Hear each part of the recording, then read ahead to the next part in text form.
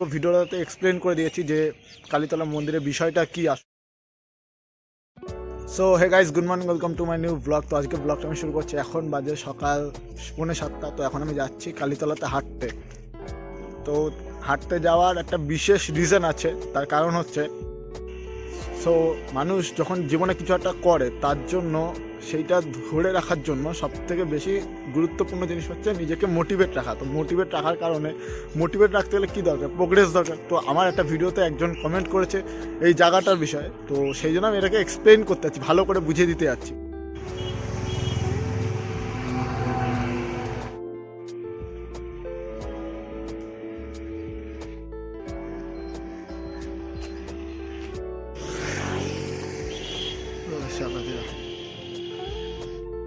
তো যেহেতু উনি কমেন্টটা করেছিল, তো আমি খুব বড় মোটিভেট পেয়েছি। আমি গতকাল রাত্রিবেলা একটু দেখেছি, দেখার পরে আমি রাত্রিবেলা ঠিক করছি আজ সকালবেলা কালীতলায় আসবো। সো আমার বাড়ি থেকে কালীতলা যে মন্দিরটা দূরত্ব হচ্ছে 1.5 কিলোমিটার। তো টোটাল 3 কিলোমিটার আপ ডাউন আমি হাঁটতে হাঁটতে যাচ্ছি এখন।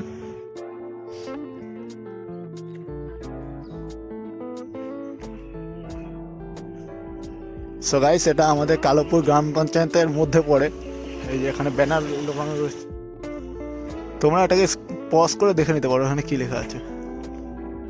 তো এবার বিষয়টা বলি যে আশাটা মানে এত মানে মোটিভ নিয়ে আসলাম কেন, কারণ এখন পৌষ মাসের মেলা চলছে। আর আমাদের এখানে পৌষ মাসের মেলায় তোমাদের কালীতলায় বিশাল বড় করে মেলা হয়, বিশাল বড়, মানে তোমাদের ধারণার বাইরে। যারা যারা আসনি, হ্যাঁ, এইবার আমরা শনিবার মানে পরশু দিন এখানে শনিবার আর মঙ্গলবার করে বিশাল মেলা হয়, বিশাল পুজো হয়। হ্যাঁ, বহুত লোক আসে এখানে পুজো দিতে। আমি আমার একটা শোনা কথা বলছি, যে যতটুকু আমি শুনেছি একটা কথা, সঞ্জয় দত্ত যখন বোমের কেসে ফেসে জেলে গিয়েছিল, তখন সঞ্জয় দত্তের বাবা আমাদের এই কালীতলাতে এসে পুজো দিয়ে গেছিল সঞ্জয় দত্তের জন্য, সেই সুপারস্টার সঞ্জু। আর ওনার বিশ্বাস ছিল যে এইখানে পুজো দেওয়ার পরে সঞ্জয় দত্ত জেল থেকে ছাড়া পেয়ে গিয়েছিল। মানে খুবই জাগ্রত মায়ের মন্দির এটা। সো আমি আবার মাস্ক পরে নিলাম, কারণ মাস্কের জন্য মানে এখানে প্রচণ্ড ঠান্ডা হাওয়া আসে, তো হাওয়ার জন্য মাস্কটা অনেকটা কাজে লাগবে। হ্যাঁ, ডাইরেক্ট হাওয়া নাকের মধ্যে থেকে ভিতরে গেলে আমার ঠান্ডা লেগে যাবে। আমার এমনি আবার প্রচণ্ড ঠান্ডার দোষ আছে, যার জন্য আমি মাস্কটা পরে নিলাম। সো গাইস, কালীতলার আগে তোমাদের বাসনবলিয়া মহাদেবের মন্দিরটা পড়বে, এটা দেখতে পারবে। সো গাইস, এটা হচ্ছে আমাদের কালীতলা মন্দিরের আগে বাসনবলি মন্দির, আর এর পেছনে হচ্ছে কালীতলা স্কুল।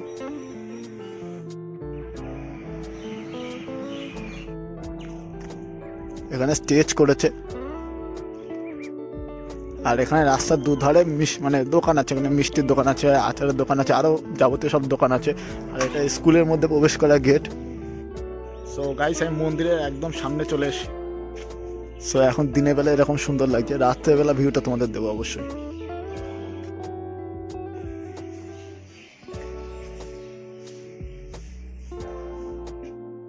সো গাইস, এভাবেই তোমরা মন্দিরে আসলে, মন্দিরে আসার পর মাকে দর্শন করে মন্দিরে বাঁ সাইড দিয়ে আমি ঢুকে যাচ্ছি মেলার মধ্যে। মেলাটা দেখাচ্ছি তোমাদের ভিউ।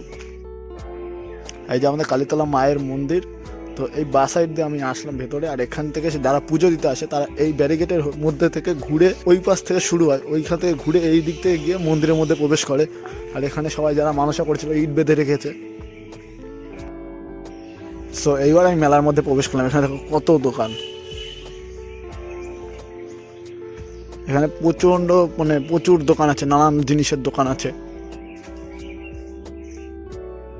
তো আমি এখন এর মধ্যে দাঁড়িয়ে আছি। বিষয়টা হচ্ছে এখন শনি মঙ্গলবার করে এখানে প্রচণ্ড ভিড় হয়, তোমাদের ধারণার বাইরে। প্রচুর লোক আসে প্রচুর দূর থেকে। আর আমি তোমাদের বলে রাখি যে এই মেলাটা কিন্তু মাত্র 1 মাসই হয়। তো 1 মাসে, এটা এই বছর 2023 সালের ডিসেম্বর মাসে 18 তারিখ থেকে শুরু হয়েছে, 2024 সালের জানুয়ারির 15 তারিখ অবধি এই মেলাটা হবে। তার মধ্যে যতগুলো শনিবার আর মঙ্গলবার পড়ছে সেই কটা দিনেই মেলাটা হয়, প্রচণ্ড জোরালো করে। এই যে আবার এখানটাতে যারা এরকম একদম ছোট দোকান দেয়, তারা এই জায়গাটাতে বসে, পুরো এই জায়গাটা কভার করে নেয়। আর এই হচ্ছে আমাদের কালীতলা স্কুল। আর এখানে আবার অনেক জায়গাতে ওই পাশটাতে আবার এই ভিতরে নিচে এখানে আবার খিচুড়ি খায় শনি মঙ্গলবার করে। ওই মন্দিরের পাশেও আবার অনেক জায়গায় খায়।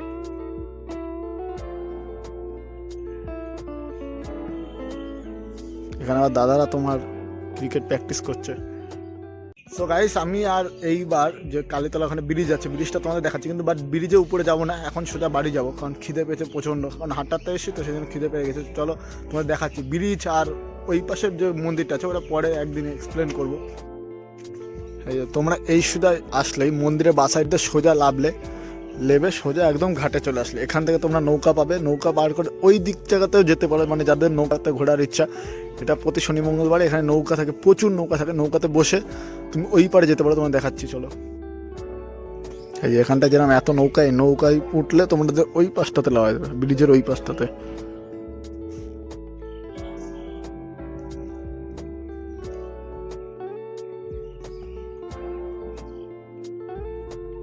সো গাইস, আমি আমার তরফ থেকে যতটুকু পেরেছি আমি পুরো ভিডিওটাতে এক্সপ্লেন করে দিয়েছি যে কালীতলা মন্দিরের বিষয়টা কি আসলে।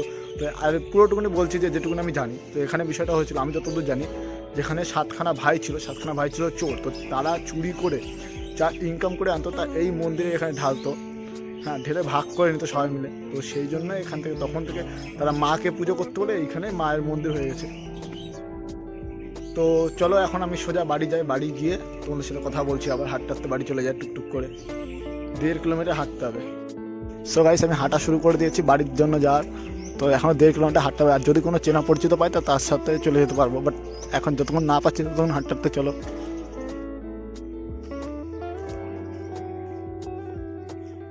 আর এটা সেই বাসজাংবালি মন্দির,